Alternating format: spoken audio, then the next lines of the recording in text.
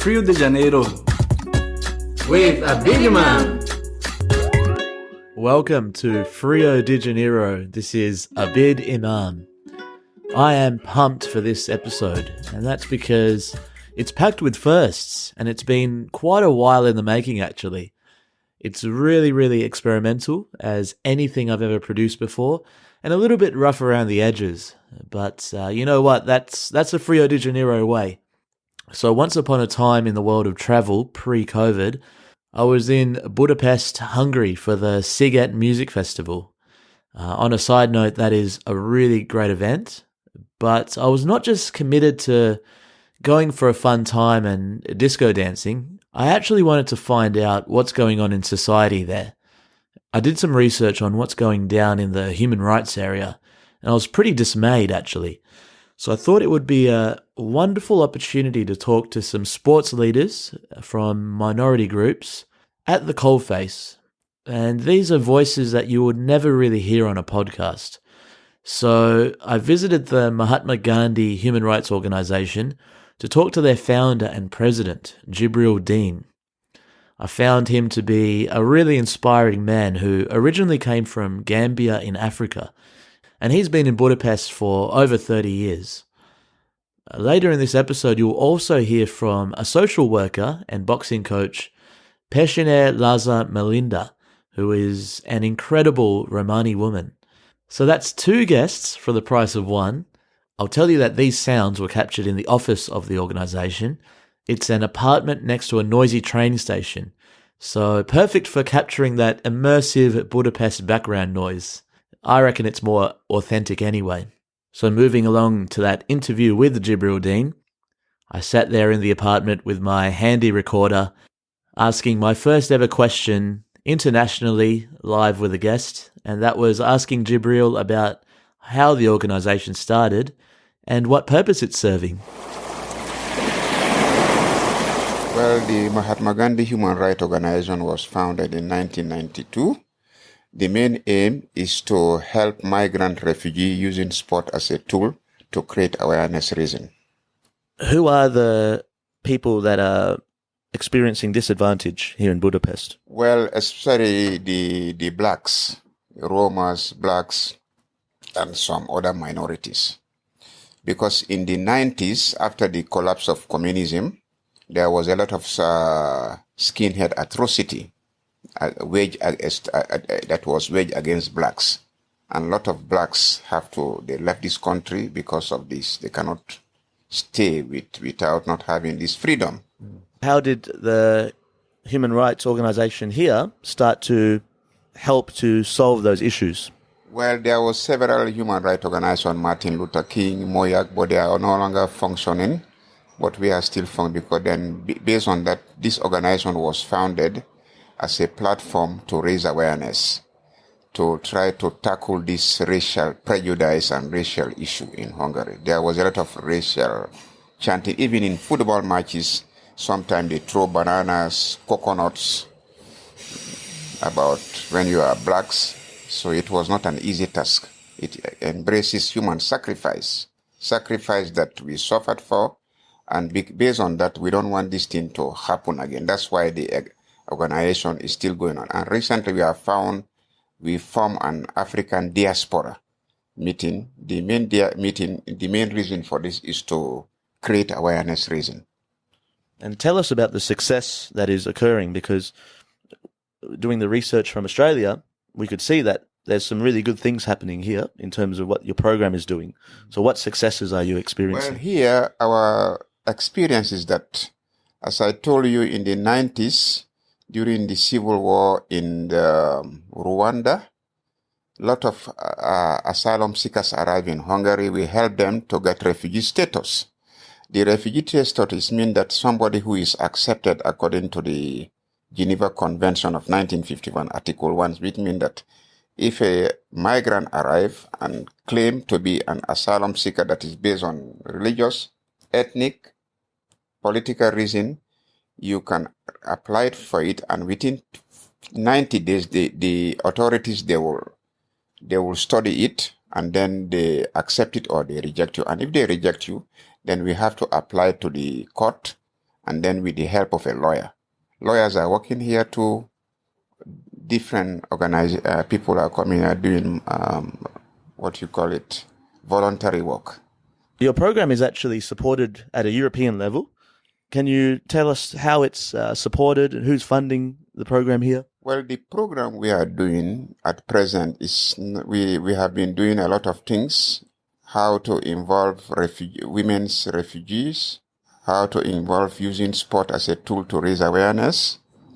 And we have been doing a lot of things like this football team is a team that consists of 22 players. And the main reason of this team is to raise awareness because sport is very fundamental in human environment and it creates awareness raising and is very significant. And also in 2006, I was informed that there was a problem when we went to Italy for this World Cup against racism. And then there was one of the Hungarian member of the Hungarian Football Federation.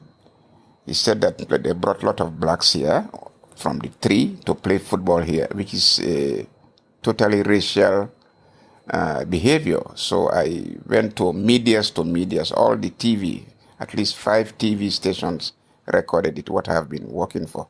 And by then the Football Federation invited me that they would be very grateful for me to be member of the Hungarian Football Federation. That is member of the Hungarian Football Federation minority group. Since I'm there, I start to strengthen this awareness raising. Do you see the future being brighter for Budapest, for the minorities living here? How do you think that will progress? Yeah, the problem actually here, it depends. Minorities, as I told you, they have their own local government. But if you are an African original or another tribe, another ethnic from the third world, the government don't support us because they know that we are working with refugee, asylum seekers and migrants. They said that they don't support us because of our belief that they said we are supporting refugees and that they will not support us. So we don't have support from the Hungarian government at all, nothing. We just have small support from some donors, from Fair Play, from Fair Inter. So that's why we have a T-shirt that is written Solidarity. This T-shirt is to raise funds about the problem we are facing.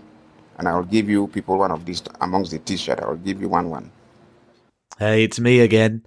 Yes, he did give me and my Russian friend Victoria one of those Solidarity T-shirts. I'll make sure the behind-the-scenes photos are in the show notes. This is where I'll introduce you to our next guest in this 2-for-1 special, Peșine Laza Melinda. She's a Romani woman who is a boxer and boxing coach for the programs with the Gypsy young people at the organisation as well. She was there in the office that day, and we needed an interpreter for Melinda due to the fact that she was speaking Hungarian.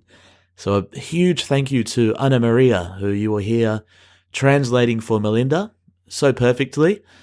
And it's the first time I've ever tried a conversation for this show through an interpreter, so it's super experimental. I found the Hungarian language pretty interesting to listen to as well. It sounds like a mix of many things. I started by asking Melinda to say her name, what she does, and talk a bit about her background in sport and where she's from. My name is Melinda Lázár Pécsiné, vagy nem tudom, jól mondtam-e. Mit mondjak még, hogy szociális munkás végzettségem van, és sportedzői végzettségem van. She is a social worker and a trainer. Can you tell us how you became involved in sport? Általános iskolában én fociztam, majd kézilabdáztam. She played football and handball in primary school, and at the age of 29 she started to do boxing, and she accidentally started it. Budapesten, Újpesten nőttem föl, ott is sportoltam. She grew up in Budapest, she worked here and lived here, and she works in the 3rd district of Budapest now. When you first became introduced to boxing, What did that provide you participating in sport, boxing in particular? Nem voltam fiatal. 29 éves voltam, amikor elkezdtem boxolni, és She said that she wasn't young when she started it. She was 29, but and she had two kids at the age of that, and she loved the environment and the people there because it was like a family. And how did Melinda get introduced to this important social organization here in Budapest? Hogy hívják? Losó Éva, azt hiszem ő írt rám Facebookon, én őt személyesen nem ismertem, és mondta, hogy lesz egy ilyen They invited her through Facebook, and they invited her to a meeting to talk about women emancipation and also gypsy women's opinion about sports and things like that. What are some of the challenges facing gypsy people here in Budapest? How is this organization helping? Hát a cigányokban, főleg a fiúkban benne van a vér, amit szoktak mondani, hogy az ökölvívás, ugye az ő Gypsy boys like boxing because they can't really do and don't like other sports like swimming, and they like this kind of fighting, I think, and they can release their true self in boxing. And there are more gypsy girls starting it because of it. What is it like to be a gypsy person? Maybe if it's possible to provide a bit of explanation about her cultural identity. Hát attól függ, hogy milyen családból származol. A cigányoknak van törzseik, és hogyha például So it depends on what kind of gypsy tribe they are in. Because in traditional gypsy families, it's really hard to rise from that environment because the family doesn't provide them with any help to learn and study in school. And they have their traditions and they tell the kids what to do, and they don't have the opportunity to change the life their parents live. Azért még azt el szeretném mondani, hogy a romák között is, ugye, hogy ha keveredik a család, hogyha az egyik szülő magyar, a másik roma. So the ones that are just half gypsies and half Hungarian have more opportunities. They are not that traditional, and they can more easily rise from that and change their lives. What is her philosophy when she's working with, I imagine, gypsy children, providing hope and inspiring young people through boxing? Hát szerintem az embernek egy jó szociális munkás is a személyiségével dolgozik. So she works with her own personality, and she tries to be a role model for them, and she tries to help them to be their best selves, and she tries to convince them that they are full of values and they are good people, and tries to encourage them. What are some incredible stories that she has witnessed? Has there been any cases that she remembers more fondly? Hát én a saját történetemet tudom elmondani a gyerekeknek.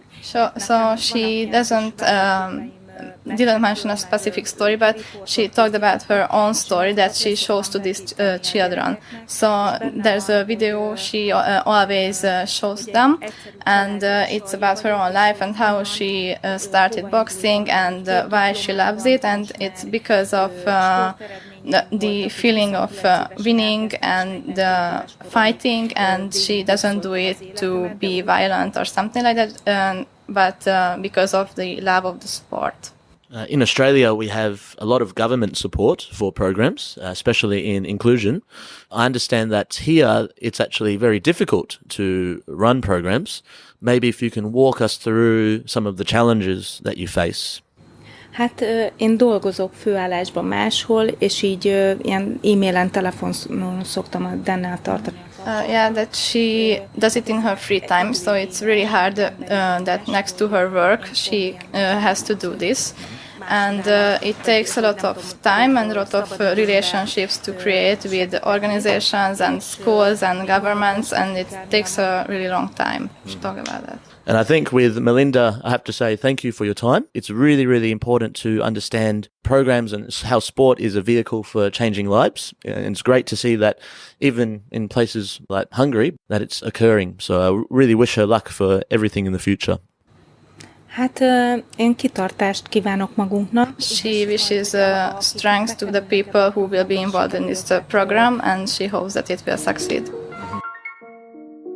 Hey everyone, I really hope you found that as interesting to listen to as I did to go to Budapest and actually put it together for you. So please go to abidimam.com, A-B-I-D-I-M for Maradona, A for Abid, M for Maradona.com to check out the show notes and also to listen to other cool episodes from the series as well. Till the next episode, keep smiling, keep scoring.